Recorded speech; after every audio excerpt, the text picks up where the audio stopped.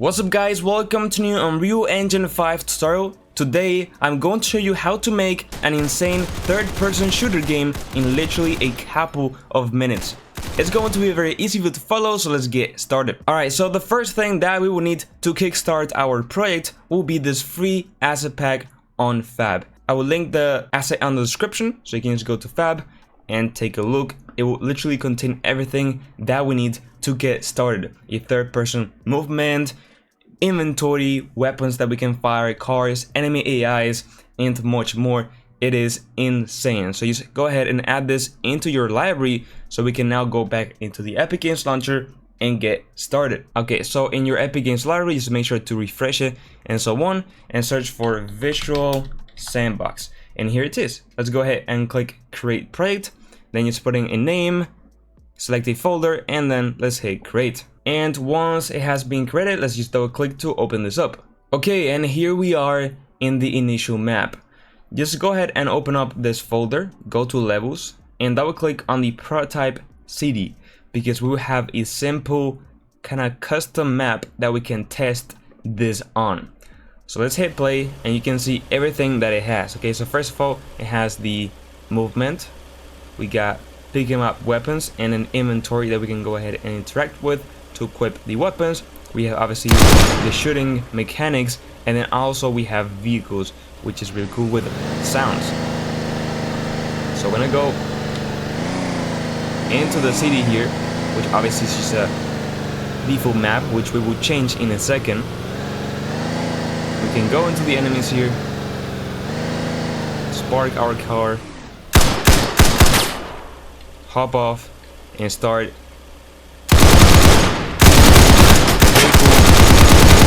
Combat system. I got no bullets, so I'm gonna change the pistol. And there we go. We got everything. Oh, there's one more here. I'm out of bullets. I'm gonna run. There's also teleporters. We have more weapons. We got rocket launchers. And yeah, the explosion didn't appear because it was compiling the shadows, but you know, normally it would appear. It's just because it was lagging. But yeah, we have a whole bunch of stuff. Oh my god, they exploded me. So yeah, as you can see, this template is literally insane. And the best part is that it is completely free and available on Fab. Now, I want to also mention that this is not a sponsored video. This is not an affiliation video or anything. I literally just want to bring you guys the easiest way to create a simple third-person shooter in literally a couple of minutes. And this is what I found, and I love it. Okay, so I just want to make that clear. Cool, so now that we have the template in place, it is time to also bring on an insane environment. So for the environment, we're gonna be using this absolutely amazing Namaqualand environment and asset pack from Polyhaven. As you can see, it's a really cool kind of outdoors nature environment, which I think is perfect for a sort of battlefield in this third-person shooter that we have going on. And I mean, all the assets are super high quality, and once again, the best part is that it is obviously free. So you just add this into your library. So now let's go back to Epic Games and, you know, just add this into the project. Okay, so in the Epic Games Launcher, you search for the Namaqualand environment, and then you might need to click on Show All Projects so that it shows up, because the project of the third-person shooter is on 5.5 and the Namaqualand environment is only available in 5.4. But it doesn't matter, just select 5.4, add to the project, and everything will just be compatible, okay? Perfect. So now if we go back to the project, we have a new folder for Namaqualand in the content root folder, right? And now we go to levels and we can click on showcase to open this up, and here we go. We have this amazing environment. Now, personally, I do like to change a bit little, you know, kind of the lighting. I think this is a bit better, but lighting is a thing that we can play around a lot. Okay, now we also want to go to the wall settings and select the third person game mode, so we actually spawn the character. Okay, this is very, very important. And now, as you can see, we can fully move around. And if I climb this over here, we can get into the actual environment part. We need to move the player starts and also add some enemy AIs. But yeah, I mean, look how cool this looks, right? It is really cool. And I mean, you also have the possibility to change the whole lighting, which might be better.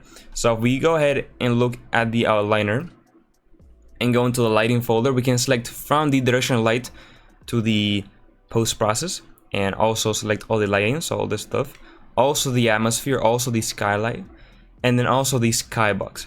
And we can just press delete on the keyboard and everything just disappears. And then if we go up into window, we can go to the environment light mixer, and we click on all of these buttons one by one. We basically just change the lighting, and we have different kind of just more default lighting of Unreal, but one that we can, you know, fully change and play around. And what does look better? Honestly, I like more this one. It's just a bit more, you know, bright, and I don't know, I like it a bit more. But obviously you can play around with the lighting and settings as you want, as you would in Unreal Engine. And we could also just, for example, make this a bit more, you know, of an orangey tone, as you can see. And we are in the middle of the two default lightings and this custom lighting, and I think this is perfect. I think this lighting is literally perfect, so I'm gonna do this, right? So if you want to follow along, do it. If you want to keep it default, just keep it default. Alright, so now it is time to actually properly set up this level so we can play around with it. So as you can see, the player start for some reason is pretty far away, so let's go ahead and just move it to be more inside of our actual environment. Maybe even here, I think it's actually pretty good. So there's a trick, which is to literally just click the end key on your keyboard and it will snap to the ground, and I use that all the time. And now, yeah, we spawn correctly, which is really cool. And then another thing that we have going on is obviously the car and the enemy AIs and all that stuff. Now, by pure instincts, I think that the car will not really be able to move and drive around here because it's a bit too narrow and there's too much like things going on, but let's try anyways, right? So open up the visual sandbox folder over here, and as you can see, we have a bunch of stuff. The main stuff that we can use just right away are obviously in the blueprints folders. We got the AIs, the characters, the vehicles, and so on. So if we open up the vehicles, as you can see, we have all this stuff. We have the vehicle car, and obviously then the custom car, and then we have some simple classes that we can use to modify. But let me drag this in. Now it's right on my face for some reason, as you can see. So let me just go ahead and move it around. And yes, this preview window is huge. Don't tell me why, honestly. But yeah, here it is. Okay, so if I hop on, okay, actually I can drive pretty good. Okay, kind of. Well, it works. I'm gonna actually leave the car here.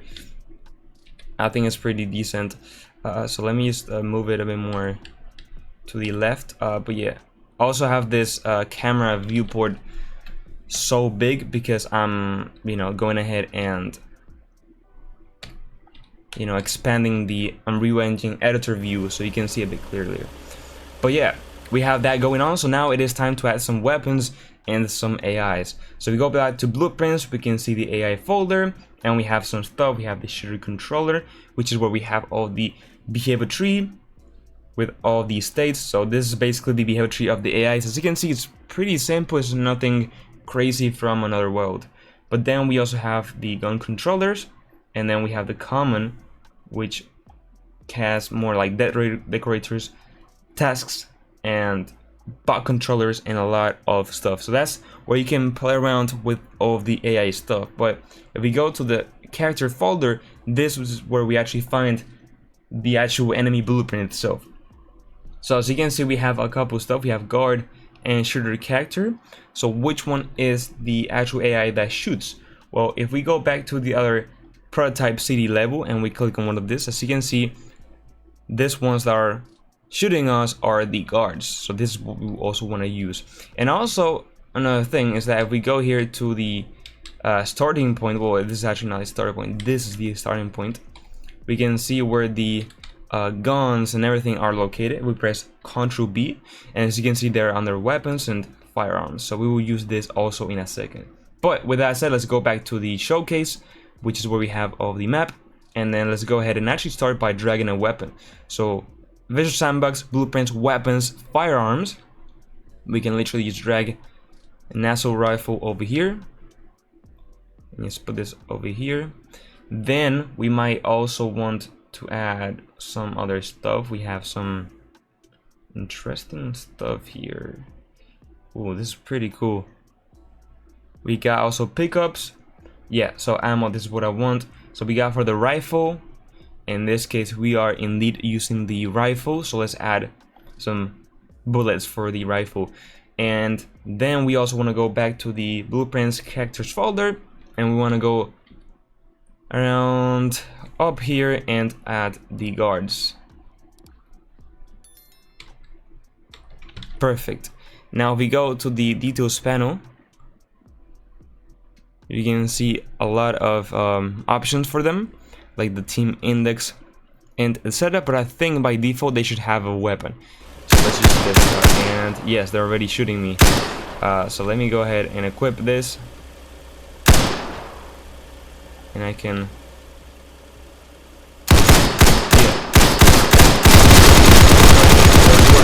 But you might notice that they didn't move at all. That is because for AI movement in Unreal Engine, we need a specific actor component in our level, and that is the nav mesh agent. So let's go up into the quickly add to the price settings, go to volumes, and then you can see nav mesh bounce volume. You just drag this into a level, and as you can see, this is a box. So if we go ahead and in the details panel, click the lock on the scale and put this to be like 100 or something similar. When we press P on our keyboard, we can visualize the path that the AIs can move. So yes, this actor is needed for Unreal Engine to calculate all the possible paths that the AI can go. So now if I do press play, they will be able to come. So let me go ahead and equip this and just go up here. And they now can move. They don't move too much, but that's purely their behavior because they're shooting, and you know, it's how it is. But yeah, so yeah, we are actually ending with a pretty cool kind of shooter game prototype that you can start to use, which looks insane. And we can even drive our car over here, and we could have like more weapons or whatever.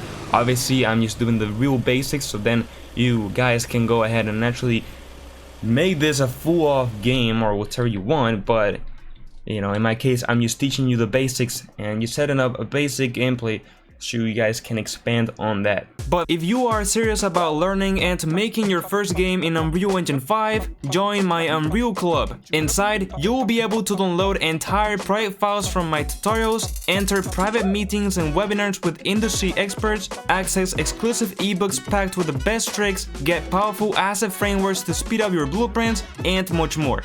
The link is in the description. With that said, let's continue with the video. But there is one more thing that I want to go ahead and add into this game prototype, and that is a character, because we don't want to be using the default mannequins, right? We want to go ahead and spice things up. So for the characters, we will be using this free survival character pack from Fab. I will link it in the description, so you just add it into your library, and then on the Epic Games launcher, you search it up and click on add to project, and then just go ahead and select the shooter project and add this into the project. And that's it. Let's go ahead and open up the project, and we have a new folder with the survival character and with all the meshes. And as you can see, if we open them up over here, we'll be able to see how they look, and they look perfect, which is really cool. So now it is time to replace this new character with our existing character. So for this, let's go to the wall settings, and if you don't see this tab, just go up into window and then wall settings, and then under the game mode override, we can expand this drop down and we can see the default pawn class, which is essentially the player. So we click this icon over here, we can find it in the content browser, and here it is. We just have to change this.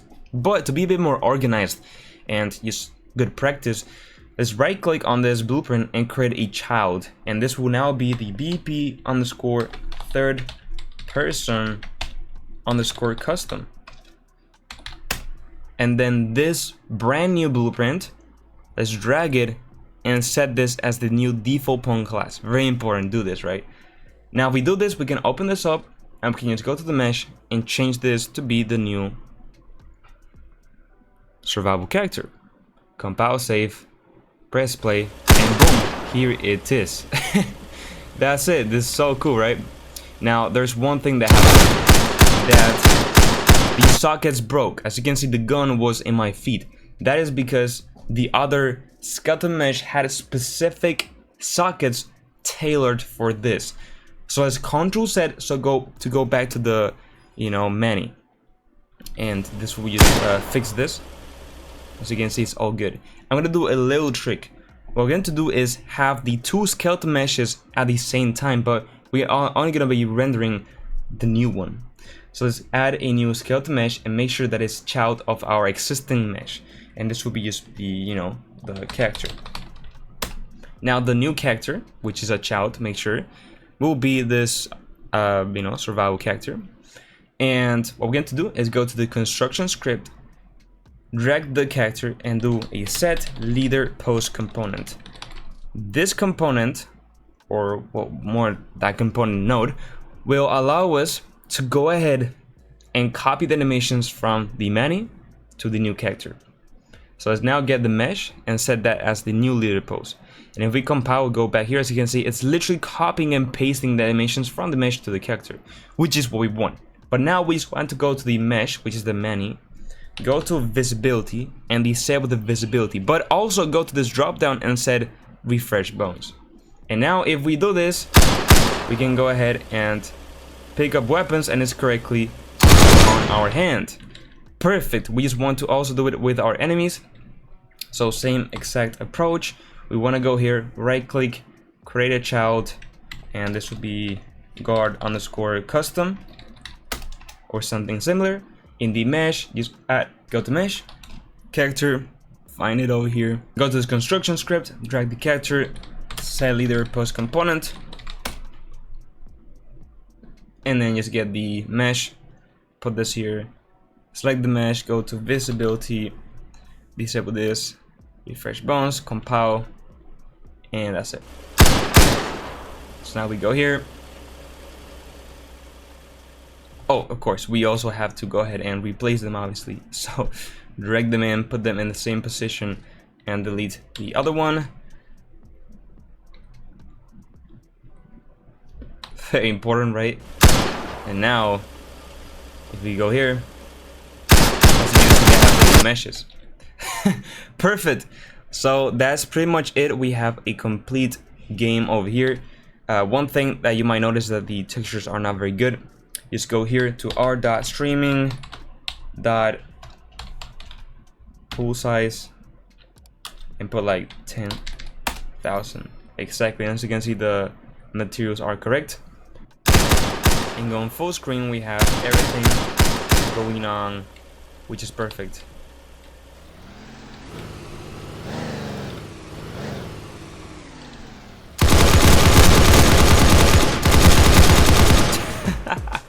So that's it, guys. If you found this video helpful, I would really appreciate it if you could like this video and subscribe to my channel. I have over 800 videos and tutorials that will teach you how to master Unreal Engine 5. Also, you can download all the prep files of all my tutorials and get access to private meetings through my Unreal Club. It's actually the way to learn Unreal. So I will link that in the description. And now, yes, with all that said, bye bye.